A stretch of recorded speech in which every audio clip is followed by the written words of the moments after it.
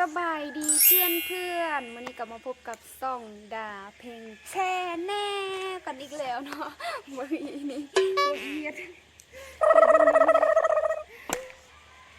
มาทุกคนอาจจะสงสัยว่าเป็นอย่างคือต้องมาถ่ายแบบมืดๆแบบนี้เนาะซึ่งว่าดากับมีคอนเทนต์นึงเนาะอยากไปตลาดเช้าเนาะซึ่งว่าดาเคยไปแล้ว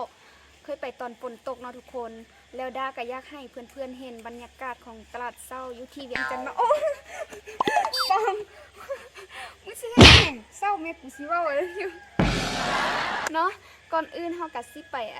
บ่แม่นคำว่าตลาดเช้าเนาะทุกคนก็คือตอนเช้าต้องตื่นแต่เช้าเนาะดาตื่นแต่5 โมงคิดว่าสิออกไปแต่ว่ามันมืดฝนเนาะตอนนี้ก็ประมาณ6 โมงเนาะทุกคนดาก็เลยสิออกไปเนาะเดี๋ยวเฮาไปเบิ่งบรรยากาศของตอนเช้าเนาะทุกคนอยู่ที่ตลาดเช้าว่าเพิ่นจะขายอีหยังแดเนาะไปกันเลยไปเด็กๆไปมืดเนาะทุกคน เห็นใส่เนี่ยเขาก็ตื่นอยู่นี่ นี่เนาะแถวนี้แบบว่ายังบ่มีไผตื่นนี่ไปกันเลยเนาะทุกคนไฟยังแบบมืดๆยังแบบสลัวเพราะว่าแถวนี้เนาะทางแถวนี้มันจะมีไฟดอกตะเวนเนาะทุกคนมันก็เลยแจ้งเนาะมันก็ยังแจ้งได้น้อยหนึงอะแหละเนาะประมาณ5 โมงครึ่งเนาะทุกคนนี่ก็ที่นี่ยังมีดอกไฟอยู่สลัวหลายคนก็อาจจะยังบ่ตื่นเนาะ 1 hour later. นี่บรรยากาศเนาะทุกคนเขากำมาฮอดแล้ว อันนี้คือทางเข้านะเขายังบ่เข้าไปในนะจ๊ะว่าบักว่าคนไล่เนาะเพราะว่าที่นี่เป็นจุดส่วนรวมของนั่นกันตรงเนาะคนกันไล่รถกันไล่เนาะทุกคนให้เบิ่งบรรยากาศเนาะคนกันไล่รถกันไล่เนาะอันนี้คือแบบน้อยสุดแล้วตอนนี้นะเพราะว่ามันนั่นแจ้งแล้วเนาะ1,800อันตอนถ้าว่า7-8 โมงเนี่ยเจ้าก็เริ่มปิดแล้ว7-8 โมง ลายนี่เนาะเอามาก่อน เพราะว่าอันนั้นเพราะว่ามันเป็นจุดส่วนรวมของอันนั้นเด้พ่อค้าย่อยหันเจ้าก็จะมาซื้อตอนเช้าแบบนี้เลยแล้วก็ไปขายต่ออยู่ที่ตลาดย่อยสินะ มีกล้วย เอามาป่วยเอามาป่วย มันก็มี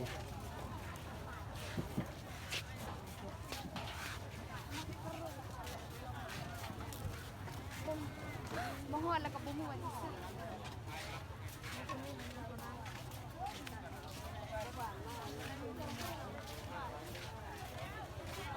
สาลี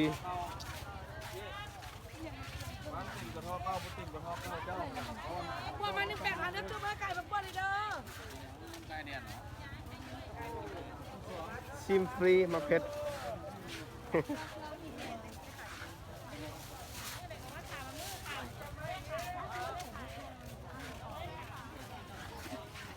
มาเพ็ดฝุ่นข้างหลังก็มี ฝากนี่จะเป็นฝากโอ้กระเจ้าคิดมันเนาะ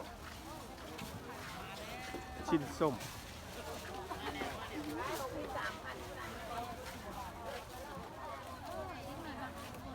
น้อยขั้นแป้งตัวนั้นแหละแป้งตัวนี้นะ ไอพูด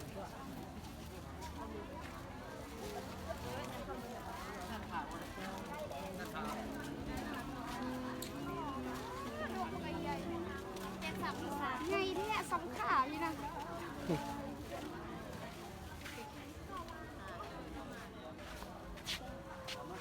นั่น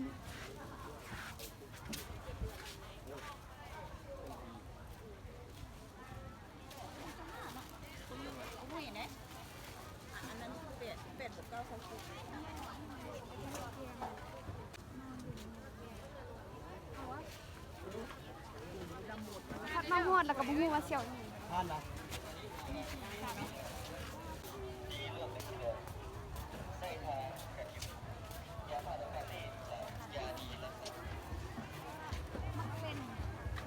คนเอาไปเฮ็ดอันนะไปเฮ็ดเจลไปดีๆเขาเจ้าบ่ให้อันใส่ถุงยางพลาสติกเนาะเขาเอิ้นอีหยังเก็ ลุดพอนั่น ลุดพอนี่ลุดพอนั่นมลพิษ มลพิษสิวะ พรมลพิษ มลพิษ แต่ว่าเพิ่มมานะเพิ่มทุนให้แม่หรือให้แม่ค่า จะซื้อได้เนาะซื้อต่างหากเลยเนาะ ลดพรกำไรลดพรกำไร อันนี้เป็นยางคือกันวะบ่แม่นเนาะ เป็นคือเจี้ยน่ะนะ น้ำลายเปื่อยน้ คันมาทึกน้ำมันกระเปื่อยเอามะพร้าวนี่ว่ะมันเก็บ ำข้าวบอก เอามันพอดีกินมันคือสิเก็บ ฉันก็เอาใน10ก็ได้เอาใน10ก็ได้ เด้หน่วย10ตัวนี้ 10ตัวนี้วะใน10ก็ได้ติ10ซะเนาะ อะไรชื่ออะไร กระซาใน ชื่อแล้ว 10ก็ไม่ใช่เอาในนี้ ให้เขาเลือกให้ก็ได้คือกันหมดว่ะเนื้อมันคือกันว่ะ เนื้อคือกัน มันสิบ่ห้าวพอดว่ะเอาไปเฮ็ดอันน้ำหวานเนาะเอาไปใส่ขนมก็ได้ ไม่เดียว ใบเดียวนี่แหละ ได้หน้ากันแนมมือ ใส่น้ำกันก็ได้ คนหลาย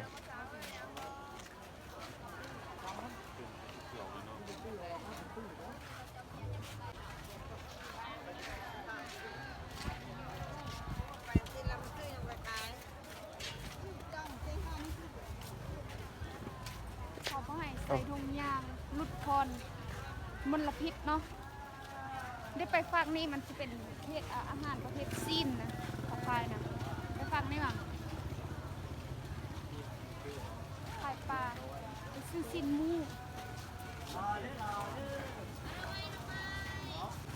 เอามากอกอ่ะเอาบ่นี่มาเห็ด เอามาเพชรได้แม่ครึ่งโล เพชรมันเหี่ยวมาแล้ว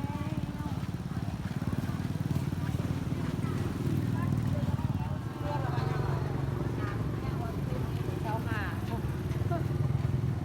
แมงอย่างนี้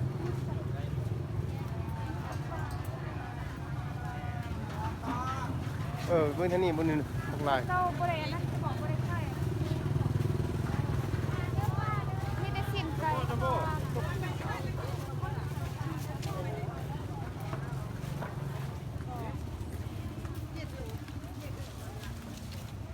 ปลา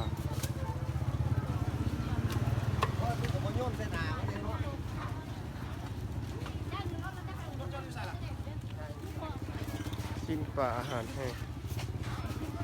พูดนะ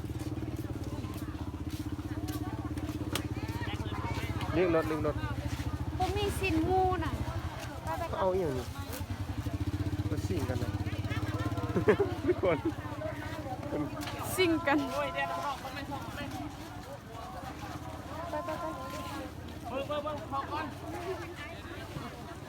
สิ่งกันแล้วอ่ะ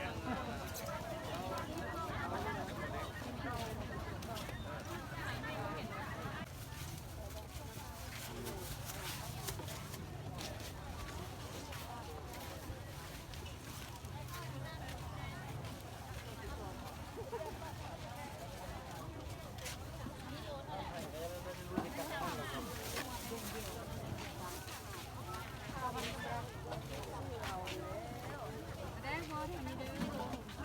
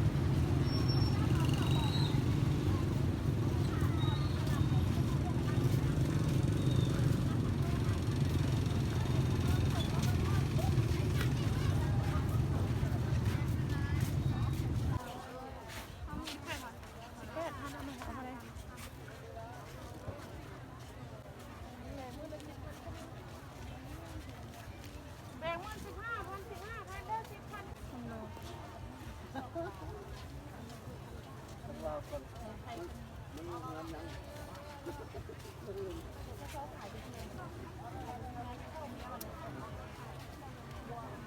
ยากได้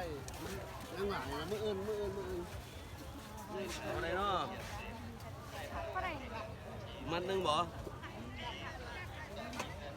อันนี้3,000กีบผมรับ3,200โล5พี่น้องมา ตัวนี้ก็เนี่ยขายค่ะ ได้เอาว่าไหน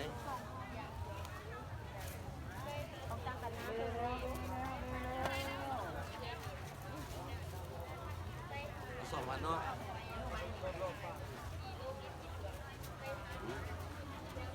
4,000กีบใส่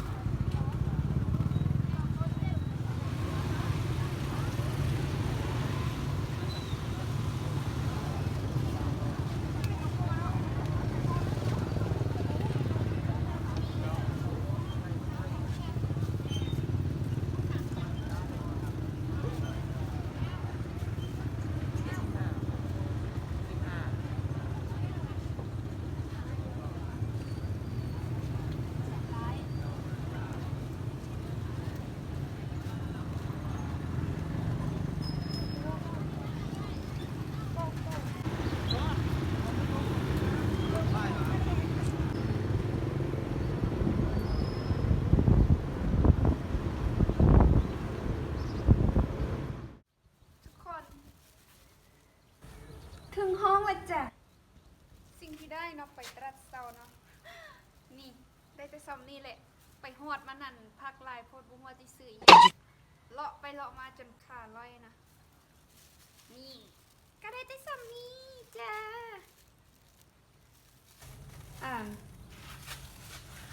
บ๊ายบายไปแล้วนะ